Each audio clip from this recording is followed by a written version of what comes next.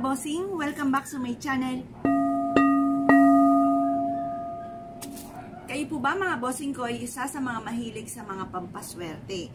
Ngayon po, saktong-sakto ay may nagtanong sa akin kaninang umaga kaya naisipan ko itong i-video dahil maaaring hindi niya pa alam kung ano daw ang mga masiswerte na insekto. Kaya ito po mga bossing ko, i-share ko po sa inyo kung ano yung mga masiswerteng insekto at huwag nyo po itong pupugsain at i-claim nyo na kaagad ang swerte once na ito po ay pumasok o dumapo po sa inyo. Siyempre mga bossing ko, like ko po sinasabi po nga sa inyo ay ang paru-paro.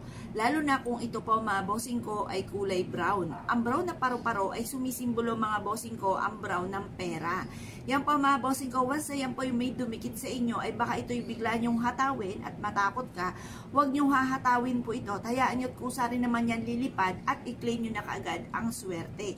May magandang kapalaran na naghihintay po sa inyo.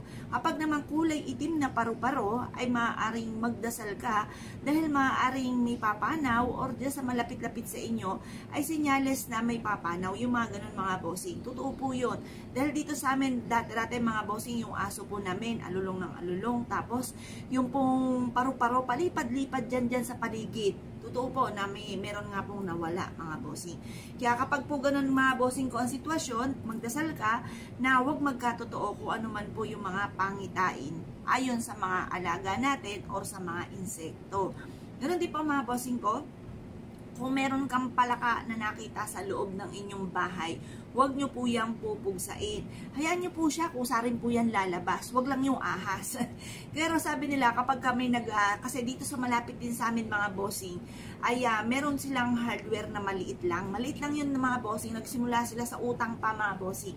Nakakita daw ng ahas tulog at nilagay ito sa aquarium. Ngayon, napakalaki na ng ahas na ito mga bossing ko ng ahas tulog. Pero ako hindi ko gagawin po yun.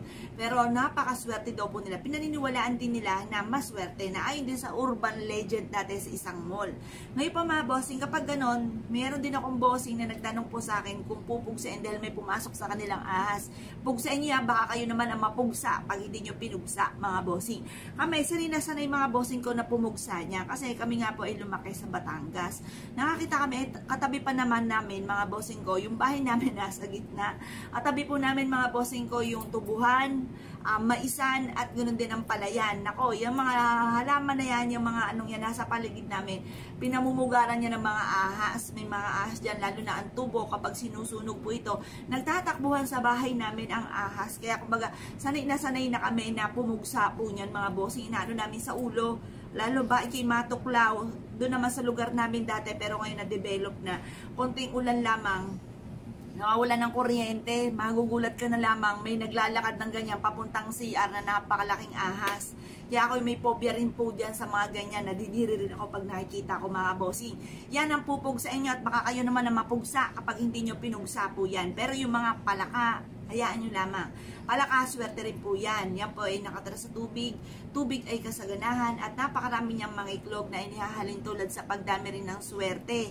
Ganun din po mga bossing ko, kapag nakita ka ng mga ladybugs sa may kurtina po ninyo, baka hatawin nyo po ito, huwag nyo hahatawin yan. Dahil yan po, ang dulot nyan ay swerte. Yan po ay mensahe na may paparating sa inyong blessing. Kaya hayaan nyo lamang po yan, yung mga ladybugs. Nakakita ako ng ladybugs na pula na, tapos nakakita rin ako ng kulay yellow na ladybugs. Swerte po ang dulot po niyan mga bossing. Ganun din po mga bossing ko, yung spider, swerte po yan sa mga halaman. Pero kapag sa mga kisame ninyo at mayroong mga anlilawa, tanggalin nyo po yan, malas po yan. Ayan po ay nagtatawag ng mga bad spirit. Kaya pati mga maliliit na parang ganyan yung mga insekto na sabi nga nila, kapag merong mga ganon, parang papel lang yung pinakaano niya, tapos buhay po siya ang insekto, yun daw po ay nagtatawag din ng mga bad spirit. Madalas po yun sa mga kahoy, sa mga sulok-sulok ng bahay, madalas po yun mga bossing. Kapag nakakita ang ganon, kaya kailangan yung inyo pong kisame, winawalis po ninyo mga bossing ko, yung mahabang walis tingting yung may hawakan, magwalis kayong ganyan, lalo na pag magbabagong taon mga bossing. Ganoon din po mga bossing ko, kapag nakakita ka naman sa halaman na ninyo ng sapot ng gagamba, kumuha ka ng buo, halimbawa 50 or 20, pulupot yung ganyan at ilagay sa pitaka at huwag gagastusin. Swerte ang dulot po nun.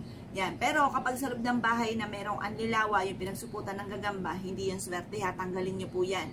Yan po, alam niyo naman yung mga haunted house, yung mga binabahay ng mga bad spirit, yan po ay merong mga anlilawa, di ba? Yung sa mga horror movie, yung doon sa mga haunted house, mga bossing, yan. Ngayon pa mga bossing, kapag nakakita ka naman ng kulay itim na langgam, huwag nyo yan pupugsain. Kahit nga, nagtataka nga po ako, yung suka namin mga bossing ko, yung apple cider, ay nagkakaroon po ng langgam na itim. Ano ba to? Pati suka, may langgam.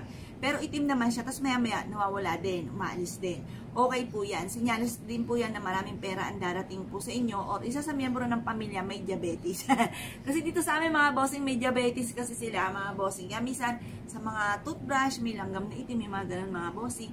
Pero okay naman po yan, wag lang langgam na pula. Dahil yan naman po ay senyales na may kagastusan na paparating or may taghirap or krisis tungkol sa pera. Kaya kapag may mga ganyang sitwasyon, tanggalin nyo or sprayan nyo kaagad ng Baygon. Pero ako pa mga bossing, yung spray ng Baygon, hindi siya ganun talaga siya napupugsa, lalo na gabundok na yung langgam na itim. Napula mga bossing. Kasi dito sa kabilang bahay, doon sa mga nanay, hinayaan lang ng nanay, ang daming langgam na pula. Bundok na po siya, tapos sinisira na yung halaman.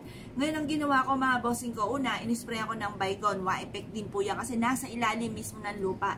Ganon din po yung napanood ko, yung Joy at saka ano ba to, yung Joy at saka Sonrox ba yun na pinaghalo? Hindi rin po yan, wa-effect din po yan.